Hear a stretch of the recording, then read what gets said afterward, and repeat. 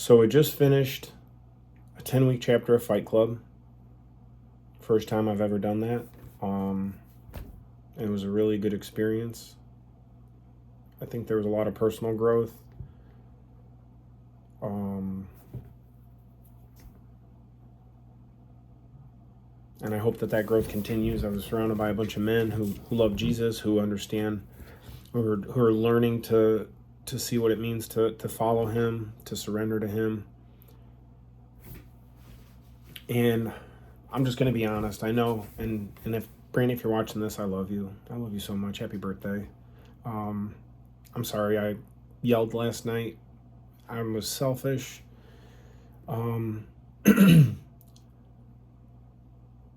So Fight Club graduation is November 10th on a Sunday evening. And I don't know all the details yet, but it's over in Syracuse.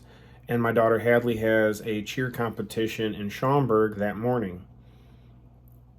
And as always, it just seems like I'm pitted between choosing, and it shouldn't be this way. It's terrible verbiage, but being there as a dad and as a husband, and just then being me, whether it's having a Fight Club event or a banquet event or a meeting, work, there's always a balance. And so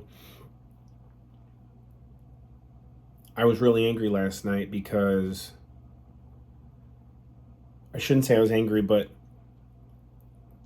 when the time came out for the cheer competition, my mind was racing and I was called out on it, and I probably argued that I wasn't, or I was, but for being selfish, because I was just trying to figure out how to make everything work, because that's what I do. I try to fix everything.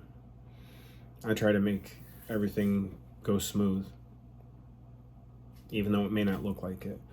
And so when we went to bed last night, it wasn't the most peaceful thing. And then this morning, the Lord laid it upon my heart, like, hey, you big dummy. The whole beginning of Fight Club in the book was on entitlement. And here I am, 10 weeks later, having this sense of entitlement that I've finished this 10-week chapter of Fight Club and I feel entitled to be at graduation. And I know that there will probably be some people that would disagree with that, but that they, but here I am, and the Lord continues to work in my life. It shouldn't even be a comparison that I'm a husband and a father before all that other stuff, and that is my mission field, that is where the Lord has me. That's where he's put me.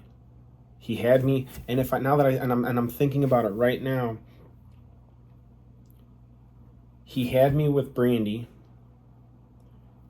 before he had me with my children, before he had me.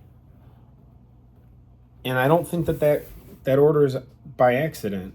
And so now, just sitting here thinking about that, like, that is the order that he is telling me that I need to prioritize my life.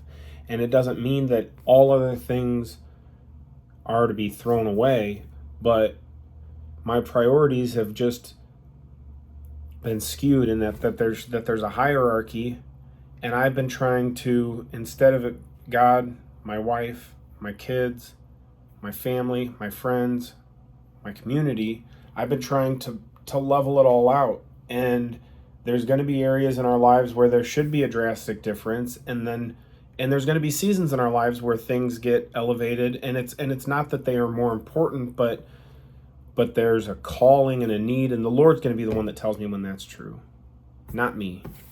And that's my problem, is that I keep trying to change the landscape of my life. Through this whole chapter we've been having to run, and towards the end, my knees were really hurting me, so I was going to make sure I chose the easiest path, the most flat ground. I wasn't trying to do the Walter Payton Dune challenge, running up and down these hills, while it would test my body, I tried to find the most level ground, and that's what I keep trying to do, is level all the ground in my life where it's difficult, and that's not for me to do. My job's to follow Jesus. So I'm so glad that he continues to work in my life, that he's working in me, to me, through me. I see it in my wife, my children, and I don't always get the chance to have these types of conversations with them, and that hopefully this isn't cheapened, but it's honest. So Lord, keep doing the work that you want, regardless of what anybody else thinks. It's only for your approval and not my own. Sometimes there's going to be things that I have to do that I don't even approve of. But that's where it's not my will, it's your will, Lord.